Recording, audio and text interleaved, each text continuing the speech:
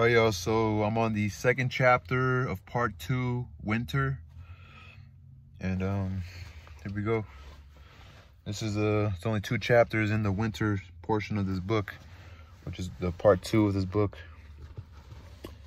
Okay, I got my flashlight. Okay.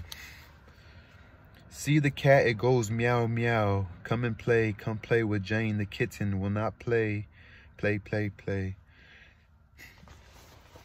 At the beginning of like every chapter, the author has like those 3 lines and there's no spaces in between. It's like the riddle that was in the beginning of the book. If you've read along, you'll understand it. They come from Mobile, Aiken, from Newport News, from Marietta, from Meridian, and the sound of these places in their mouths make you think of love. When you ask them where they are from, they tilt their heads and say Mobile, and you think you've been kissed. They say Aiken, and you see a white butterfly glance off a fence with a torn wing. They say Nagadoches, and you want to say, yes, I will. You don't know what these towns are like, but you love what happens to the air when they open their lips and let the names ease out. Meridian, the sound of it opens the windows of a room like the first 4 notes of a hymn. Few people can say the names of their hometowns with such sly affection, perhaps because they don't have hometowns, just places where they were born, but these girls soak up the juice of their hometowns and it never leaves them. There are thin brown girls who have looked long at hollyhocks in the backyards of Meridian. Hollyhocks. Hollyhocks. Hollyhocks in the backyards of Meridian, Mobile, Aiken, and Baton Rouge. And like hollyhocks, they are narrow, tall, and still. The roots are deep, their stalks are firm, and only the top blossom nods in the wind.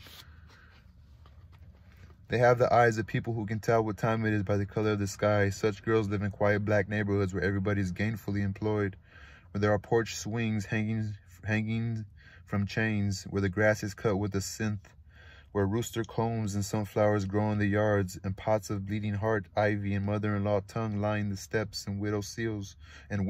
Such girls have bought watermelon and snap beans from the fruit man's wagon. They have put in the window the cardboard sign that has a pound measure printed on each of 3 edges, 10 pounds, 25 pounds, 50 pounds, and no ice on the 4th. These particular brown girls from Mobile and Aiken are not like some of their sisters. They are not fretful, nervous, or shrill. They do not have lovely black necks that stretch as though against an invisible collar. Their eyes do not bite. These sugar brown Mobile girls move through the streets without a stir. They are as sweet and plain as butter cake. Slim ankles, long, narrow feet. They wash themselves with orange-colored Life Buoy soap, dust themselves with cashmere bouquet talc, clean their teeth with salt on a piece of rag, soften their skin with Jergens lotion. They smell like wood, newspapers, and vanilla. They straighten their hair with Dixie peach and part it on the side. At night, they curl it in paper from brown bags, tie a print scarf around their heads, and sleep with hands folded across their stomachs. They do not drink, smoke, or swear, and they still call sex nookie. They sing second soprano and quiet, and although their voices are clear and steady, they are never picked to solo. They are in the second row, white blouses starched, blue skirts almost purple from ironing. They go to land-grant colleges, normal schools, learn how to do the white man's work with refinement, home economics to prepare as food, teacher education to instruct black children in obedience, music to soothe the weary master and entertain his blended soul. Here they learn the rest of the lesson begun in those soft houses with porch swings and pots of bleeding heart, how to behave, the careful development of thrift, patience, high morals, and good manners. In short, how to get rid of the funkiness, the dreadful funkiness of passion, the funkiness of nature, the funkiness of the wide range of human emotions. Wherever it erupts, this funk, they wipe it away. Where it crusts, they dissolve it. Wherever it drips, flowers, or clings, they find it and fight it until it dies. They fight this battle all the way to the grave. They laugh that is a little too loud, the laugh that is a little too loud, the enunciation a little too round, the gesture a little too generous. They hold their behind in for fear of a sway too. They hold their behind in fear of a sway too free. When they wear lipstick, they never cover the entire mouth for fear of lips too thick, and they worry about the edges of their hair. They never seem to have boyfriends, but they always marry. Certain men watch them without seeming to, and know that if such a girl is in his house, he will sleep on sheets boiled white, hung out to dry on juniper bushes and pressed flat with a heavy iron. There will be pretty paper flowers decorating the picture of his mother, a large Bible in the front room. They feel secure. They know their work clothes will be mended, washed, and ironed on Monday, that their Sunday shirts will billow on hangers from the door jambs, stiffly starched and white. They look at her hands and know what she will do with biscuit dough. They smell the coffee and the fried ham, see the white, smoky grits with a dollop of butter on top. Her hips assure them that she will bear children easily and painlessly, and they are right. What they do not know is that this plain brown girl will build her nest stick by stick, make it her own inviolable world, and stand guard over its every plant, weed, and doily, even against him. In silence will she return the lamp to where she put it in the first place, remove the dishes from the table as soon as the last bite is taken, wipe the doorknob after a greasy hand has touched it. A sidelong look will be enough to tell him to smoke on the back porch. Children will sense instantly that they cannot come into her yard to retrieve a ball, but the men do not know these things. Nor do they know that she will give him her body sparingly and partially. He must enter her surreptitiously, surreptitiously,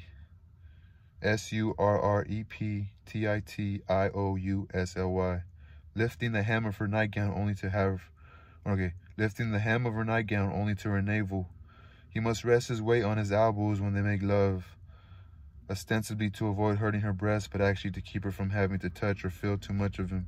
While he moves inside her, she will wonder why they didn't put the necessary but private parts of the body in some more convenient place, like the armpit, for example, or the palm of the hand, someplace one could get to easily and quickly without undressing. She stiffens when she feels one of her paper curlers coming undone from the activity of love, imprints in her mind which one it is that is coming loose, so she can quickly secure it once he is through.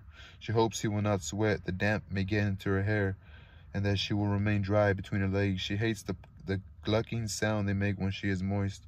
When she senses some spasm about to grip him, she will make rapid movements with her hips, press her fingernails into his back, suck in her breath, and pretend she is having an orgasm.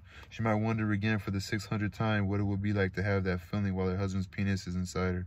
The closest thing to it was the time she was walking down the street and her napkin slipped free of her sanitary belt and moved gently between her legs as she walked, gently, ever so gently, and then a slight and distinctly delicious sensation collected in her crotch. As the delight grew, she had to stop in the street, hold her thighs together to contain it. That must be what it is like, she thinks, but it never happens while he is inside her. When he withdraws, she pulled her nightgown down, slips out of the bed, and into the bathroom with relief. Occasionally, some living thing will engage her affections, a cat perhaps, who will love her order, precision, and constancy, who will be as clean and quiet as she is. The cat will settle quietly on the windowsill and caress her with his eyes. She can hold him in her arms, letting his back paws struggle for footing on her breast and his forepaws cling to her shoulder. She can rub the smooth fur and feel the unresisting flesh underneath. At her gentlest touch, she will preen, stretch, and open his mouth, and she will accept the strangely pleasant sensation that comes when he wreathes beneath her hand and flans his eyes with the surfeit of sensual delight. When she stands cooking at the table, he will circle about her shanks, and the thrill of his fur spirals up her legs to her thighs to make her fingers tremble a little in the pie dough. Or as she sits reading the uplifting thoughts in the Liberty magazine, the cat will jump into her lap. She will fondle that soft hill of hair and let the warmth of the animal's body seep over and into the deeply private areas of her lap. Sometimes the magazine drops and she opens her legs just a little, and the two of them will be still together, perhaps shifting a little together, sleeping a little together until 4 o'clock when the intruder comes home from work, vaguely anxious about what's for dinner. The cat will always know that he is first in her affections, even after she bears a child, for she does bear a child, easily and painlessly, but only one, a son named Junior. One such girl from Mobile or Meridian or Aiken, who did not sweat in her armpits nor between her thighs, who smelled of wood and vanilla, who had made souffles in the home economics department, moved with her husband Louis to Lorain, Ohio. Her name was Geraldine. There she built her nest, ironed shirts, potted bleeding hearts, played with her cat, and birthed Louis Jr. Geraldine did not allow her baby Junior to cry. As long as his needs were physical, she could meet them, comfort and satiety, satiety. He was always brushed, bathed, oiled, and shod. Geraldine did not talk to him, coo to him, or indulge him in kissing bouts, but she saw that every other desire was fulfilled. It was not long before the child discovered the difference in his mother's behavior to himself and the cat. As he grew older, he learned how to direct his hatred of his mother to the cat, and spent some happy moments watching it suffer. The cat survived because Geraldine would sell him away from home and could have effectively soothed the animal when Junior abused him. Geraldine, Louis Jr., and the cat. Geraldine, Louis Jr., and the cat lived next to the playground at Washington Irving School. Junior considered the playground his own, and the school children coveted his freedom to sleep late, go home for lunch, and dominate the playground after school. He hated to see the swings, slides, monkey bars, and seesaws empty and tried to get kids to stick around as long as possible. White kids, his mother did not like him to play with African-American kids. She explained to him the difference between colored people,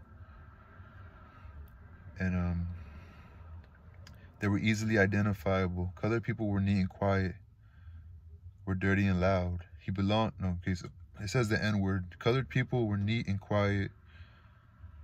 The explicit were dirty and loud. He belonged to the former group. He wore white shirts and blue trousers. His hair was cut as close to his scalp as possible to avoid any suggestion of wool. The part was etched into his hair by the barber. In winter, his mother put Georgian lotion on his face to keep the skin from becoming ashen. Even though he was light-skinned, it was possible to ash. The line between colored and the N-word was not always clear. Subtle and telltale signs threatened to erode it, and the watch had to be constant. Junior used to long to play with the black boys. More than anything in the world, he wanted to play king of the mountain and have them push him down the mound of dirt and roll over him. He wanted to feel their harness pressing on him, smell their wild blackness, and say fuck you with that lovely casualness. He wanted to sit with them on curbstones and compare the sharpness of jackknives, the distance and arcs of spitting in the toilet. He wanted to share with them the laurels of being able to pee far and long. Baby Boy and P.I. had at one time been his idols. Gradually, he came to agree with his mother that neither Baby Boy nor P.I. was good enough for him. He played only with Ralph Nasensky, who was 2 years younger, wore glasses, and didn't want to do anything. More and more, Junior enjoyed bullying girls. It was easy making them scream and run. How we laughed when they fell down and their bloomers showed. When they got up, their faces red and crinkled made him feel good. The N-word girls he did not pick on very much. They usually traveled in packs, and once when he threw a stone at some of them, they chased, caught, and beat him witless. He lied to his mother, saying Baby Boy did it. His mother was very upset. His father just kept on reading the Lorraine Journal. When the mood struck him, he would call a child passing by to come play on the swings with a seesaw. If the child wouldn't or did and left too soon, Junior threw gravel at him. He became a very good shot. Alternately, bored and frightened at home, the playground was his joy. On a day when he had been especially idle, we saw a very black girl taking a shortcut through the playground. She kept her head down as she walked. He had seen her many times before, standing alone, always alone at recess. Nobody ever played with her, probably, he thought, because she was ugly. Now Junior called to her. Hey, what are you doing walking through my yard? The girl stopped. Nobody can come through this yard unless I say so. This ain't your yard, it's the school's, but I'm in charge of it. The girl started to walk away. Wait, Junior walked toward her. You can play in it if you want to. What's your name? Bacola, I don't want to play. Come on, I'm not going to bother you. I got to go home. Say you want to see something. I got something to show you. Know what is it? Come on, in my house, see it. I live right here. Come on, I'll show you. Show me what? Some kittens. We got some kittens. You can have one if you want. Real kittens? Yeah, come on. He pulled gently at her dress. Bacola began to move toward his house. When he knew she had agreed, Junior ran ahead excitedly, stopping only to yell back at her to come on.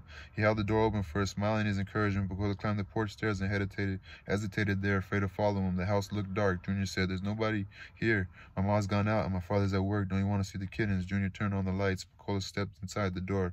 How beautiful, she thought. What a beautiful house. There was a big red and gold Bible on the dining room table. Little lace doilies were everywhere. On arms and backs of chairs in the center of large dining table and little tables. Potted plants were all on the windowsills. A colored picture of Jesus Christ hung on the wall with the prettiest paper flowers fastened on the frame. She wanted to see everything slowly, but Junior kept saying, Hey, you, come on, come on. He pulled her into another room, even more beautiful than the first. More doilies, a big lamp with green and gold base and white shade. There was even a rug on the floor with enormous dark red flowers. She was deep in admiration of the flowers, and Junior said, Here.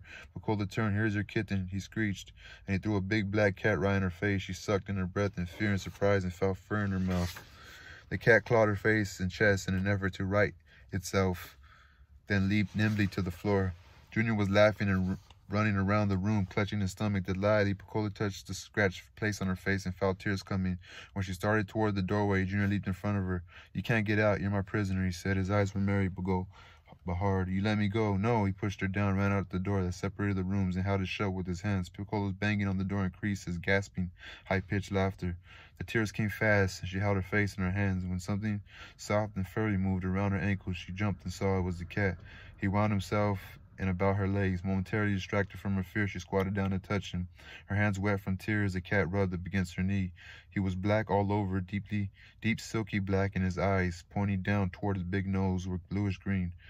The light made them shine like blue ice. Bacola rubbed the cat's head. He whined, his tongue flicking with pleasure. The blue eyes in the black face held her. Junior, curious and not hearing her sobs, opened the door and saw her squatting down, rubbing the cat's back. He saw the cat stretching its head and flattening its eyes. He had seen that expression many times as the animal responded to his mother's touch. "Give me my cat," his voice broke. With a movement both awkward and sure, he snatched the cat by one of its hind legs and began to swing it around his head in a circle. "Stop that," Bacola was screaming. The cat's free paws were stiff and ready to grab anything to restore balance, its mouth wide, its blue eyes streaks of horror. Still screaming, Bacola reached for Junior's hand. She heard her dress rip upon her arm. Junior tried to push her away, but she grabbed the arm which was swinging the cat. They both fell, and in falling, Junior let go of the cat, which, having been released in mid-motion, was thrown full force against the window. It slithered down and fell on the radiator behind the sofa. Except for a few shudders, it was still. There was only the slightest smell of singed fur. Geraldine opened the door. "What is this?" Her voice was mild, as though asking a perfectly reasonable question. "Who was the girl?" "She killed our cat," said Junior. "Look." He pointed to the radiator where the cat lay, its blue eyes closed, leaving only an empty black and helpless face.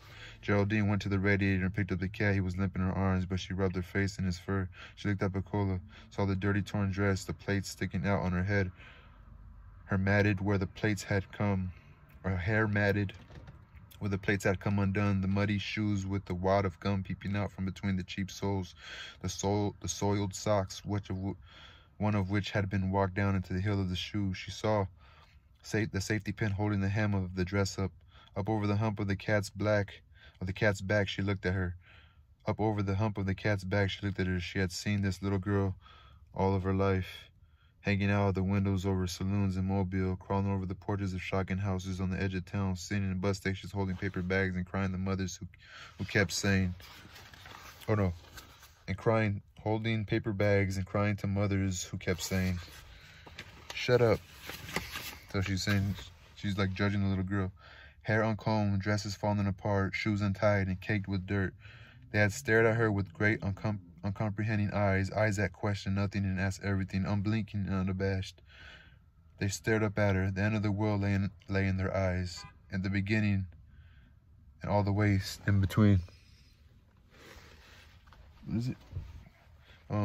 The end of the world lay in their eyes, and the beginning and all the waste in between. They were everywhere. They slept six in a bed, all their pee mixing together in the night as they wet their beds, each in his own candy and potato chip dream. In the long hot days, they idled away, picking plaster from the walls and digging into the earth with sticks.